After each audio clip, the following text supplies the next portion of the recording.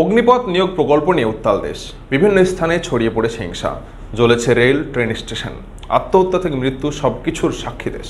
মাত্র দিন কয়েকের ব্যবধানে দেশে অশান্তির বাতাবরণ তৈরি হয়ে গেছে। লাখো লাখো সেনাবাহিনীর চাকরি প্রত্যাশীরা আজ রাস্তায়। কিন্তু যে অগ্নিপথ প্রকল্প নিয়ে এই বিক্ষোভ, সেই অগ্নিপথ প্রকল্পই বা কি, কেনই বা এত বিক্ষোভ, চলুন জেনে নেওয়া যাক। এই প্রকল্প সেনা নিয়োগের একটি নিয়োগ প্রক্রিয়া। এই প্রকল্পের মাধ্যমে তরুণ সৈন্যদের সেনাবাহিনীতে নিয়োগ করা, কিন্তু সেটা তো খুবই ভালো বিষয়। তাহলে কেন এত প্রতিবাদ? এর কারণ, এতদিন সেনাবাহিনীতে চাকরি করলে 15 বছরের চাকরি জীবন থাকতো, সেটা কমে এই প্রকল্পে যাদের নিয়োগ করা হবে তাদের 75%কে 4 বছর পর চাকরি থেকে ছেড়ে দেওয়া হবে। মাত্র 25%কে সম্পূর্ণ মেয়াদের চাকরি দেওয়া হবে। সরকারের পরিকল্পনা অনুযায়ী এবছর 46,000 অগ্নিবীর নিয়োগ করা হবে।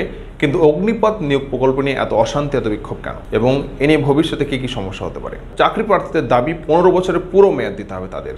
সেখানে অগ্নিপথ স্কিমে শুধুমাত্র 25% অগ্নিবীরদের পরবর্তী 15 বছরের জন্য ধরে রাখা হবে। বিক্ষোভকারীরা আরও বেশি বছর অভিজ্ঞতা সহ উচ্চ বেতন এবং অবসর নেওয়ার পরে পেনশনও চান। অগ্নিপথ স্কিমের অধীনে নিয়োগপ্রাপ্তদের 4 বছরের পরিষেবা শেষ করার পরে এককালীন 11,50,000 টাকা দেওয়া হবে।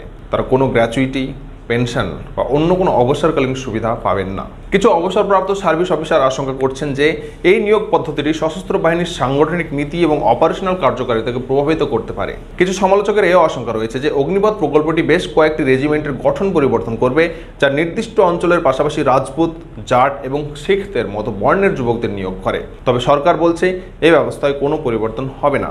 প্রাক্তন সেনাপ্রধান জেনারেল ভিপি মালিক ইতিমধ্যেই স্পষ্ট করেছেন যে রেজিমেন্টাল ব্যবস্থা সেখানেও অব্যাহত থাকবে। কেন্দ্রীয় স্বরাষ্ট্র মন্ত্রক বলেছে যে অগ্নিবীরে যারা চাকরি পেতে ইচ্ছুক তাদের কেন্দ্রীয় সশস্ত্র পুলিশ বাহিনীতে অগ্রাধিকার দেওয়া হবে। তবে অনেক প্রতিরক্ষা বিশ্লেষক বিশ্বাস করেন যে এর কোনো নিশ্চয়তা নেই।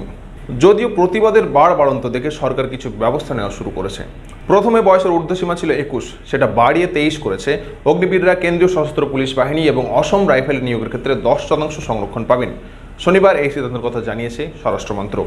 এছাড়াও দুটি বাহিনীতে নিয়োগের জন্য অগ্নিবীরদের বয়সের ঊর্ধ্বসীমা 3 বছর বাড়ানো হয়েছে।